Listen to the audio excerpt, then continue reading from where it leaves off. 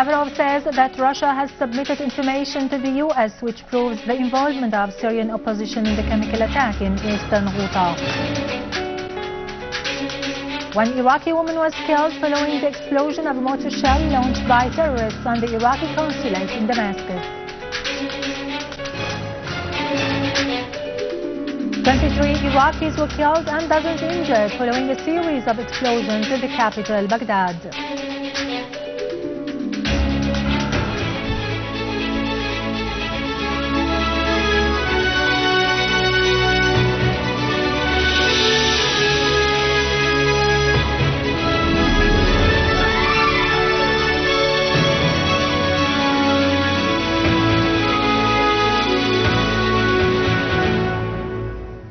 Good afternoon, ladies and gentlemen. I am Irado Krikorian from the News Center in Damascus. Syria's permanent representative to the UN, Dr. Bashar al-Jafari, has referred to the attempts of some states to focus during the General Assembly session and the talk about Syria, Iran and the chemical weapons file instead of pushing forward the peace process and driving all parties towards Geneva II.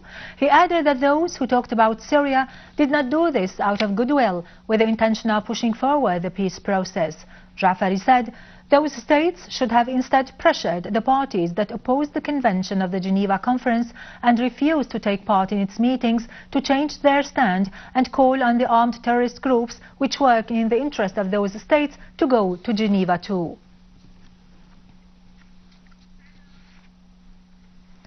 Russian Foreign Minister Sergei Lavrov has said he handed his American counterpart John Kerry during his meeting with him in New York recently information that confirms the Syrian opposition's involvement in the chemical attack near Damascus. In an interview with the Washington Post, Lavrov said there was very convincing evidence to the involvement of the opposition in Al-Ghouta attack. Lavrov affirmed that an international resolution at the Security Council on the Syrian chemical weapons should be based on the Geneva Agreement and that he agreed with Kerry on adherence to such understanding. Lavrov asserted the need to hasten the convention of the Geneva II Conference, which paves the way for a political solution to the crisis in Syria. He added that the mercenaries and jihadists who come from European countries and from Russia and America and who fight within the ranks of the terrorist gangs represent a source of danger for all, including their own countries. He said the Syrians are capable of solving their country's problems and determine their own future. The Russian Foreign Ministry has affirmed Russia's opposition to the attempts of some NATO countries to repeat the Libyan scenario in Syria. Russian Deputy Foreign Minister Sergei Ryabkov said during a conversation among experts held on the sideline of the International Exhibition of Weapons and Military Equipment that some NATO countries violate the principles set by the United Nations Security Council in an attempt to repeat the Libyan scenario, adding that Russia opposes such acts on the international arena.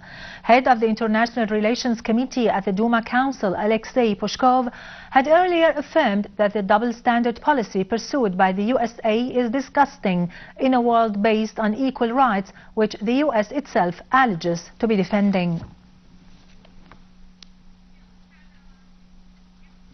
Speaker of Iran's Shura Council, Ali Larijani, has called on regional and international parties that support terrorism in Syria to correct their strategic mistakes and stop backing terrorist Takfiri groups which threaten the region's security and stability.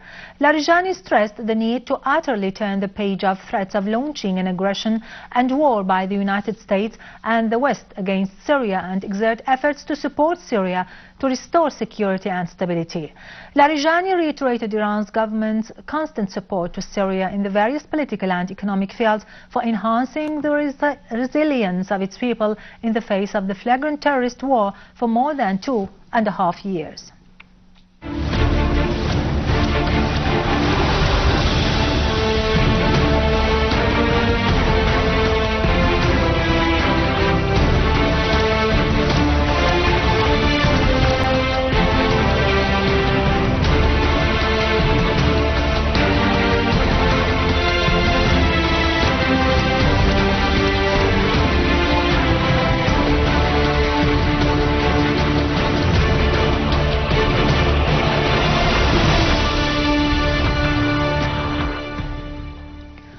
One Iraqi woman was killed and others injured when a mortar shell launched by terrorists hit the consulate building in Damascus.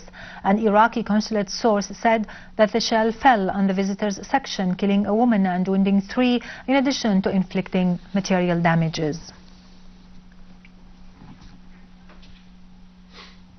In Daraa, the army seized a terrorist car carrying large quantities of weapons and ammunition in the Mahajeh village, including 4 Israeli Lao missiles, 36 mortar shells and various kinds of ammunition. The army also destroyed terrorist hideouts in Nawa, Inkhil, Al-Naima, Atman, Udwan, Al-Zarura, Ain al-Basha, Al-Hayran and Ghadir al-Bustan, killing and injuring a large number of armed men. The army also pursued a terrorist gang that tried to attack the customs ancient checkpoint, eliminating most of them, including Fadlallah al-Masalme, Iskandar Salibi, Farzat Qtaifan and Abdurrahman Abdullah Hamoudeh. In Aleppo suburbs, a large number of terrorists were killed or wounded in the villages of Qaptan al-Jabal, Al-Mansoura, Jdeide, Kweres and Rasm al-Abboud.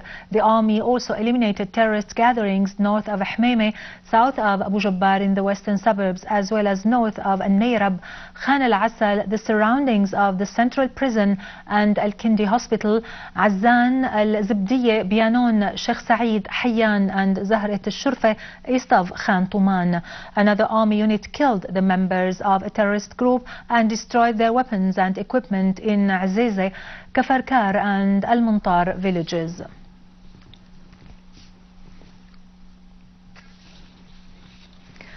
In Iraq, 23 people were killed and 46 others injured following 2 explosions in 2 crowded markets in the capital, Baghdad. Iraqi sources said that one explosive device was planted in a street in Ad-Dawra, south of Baghdad, killing 8 and injuring 16 others. 3 explosive devices were detonated in Sabi' al-Bur area, north of the capital, killing 14 and injuring 30 others. It is to be mentioned that 670 people were killed since the beginning of the month following series of terrorist explosions. In occupied Palestine, Israeli settlers broke into Al-Aqsa Mosque via Bab al-Maghariba in occupied Jerusalem under the protection of Israeli police. Meanwhile, Palestinian citizens confronted a group of settlers allowed by Israeli police to break into the mosque and perform their rituals inside it.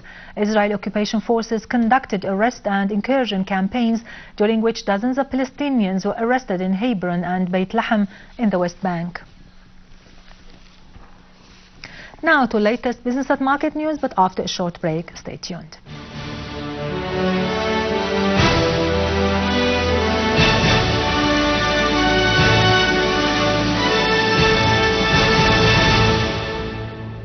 Welcome back.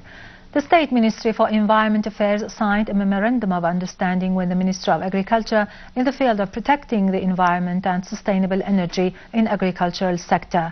The State Minister for Environment Affairs, Dr. Nazira Serkis, pointed out that the memorandum aims at setting the basics of cooperation and the implementations of laws and legislations concerning agriculture and environment. For his part, Minister of Agriculture Engineer Ahmed Al-Qadiri stressed the importance of cooperation between the 2 ministries in overcoming difficulties which face agricultural sector.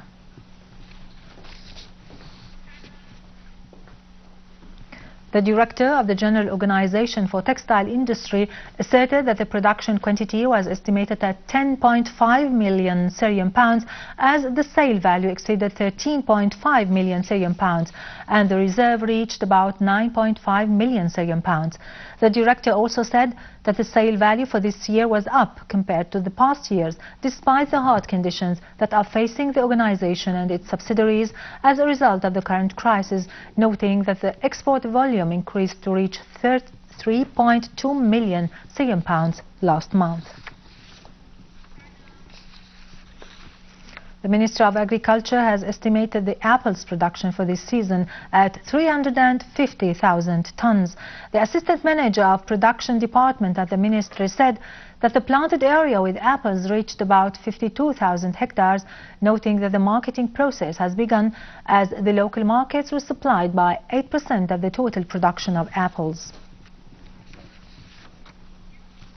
U.S. crude oil traded near the lowest level in 12 weeks after U.S. inventories unexpectedly rose as demand slipped. Prices were little changed after sliding 0.5% earlier today. Brent for November settlement slid 4 cents to reach $108 a barrel.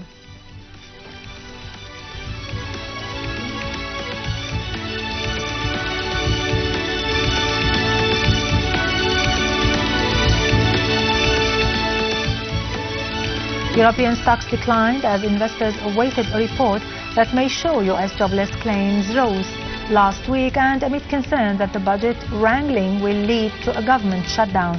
Japanese shares also fell, with the Topix index retreating for the third day.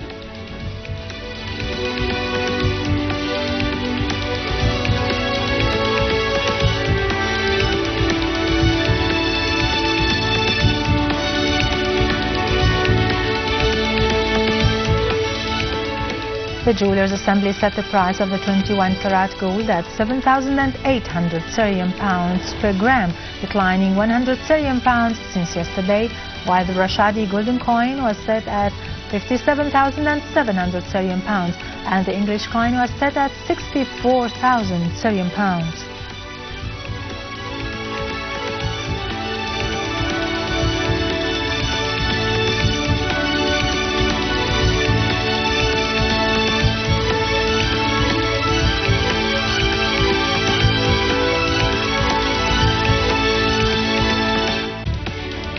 Finally, the yen fell for the first time in 5 days against the US dollar as a speculation that the Japanese government will consider a corporate tax cut damped demand for the relative safety of the currency. Japan's currency dropped at least 0.2% against all 16 of its major peers.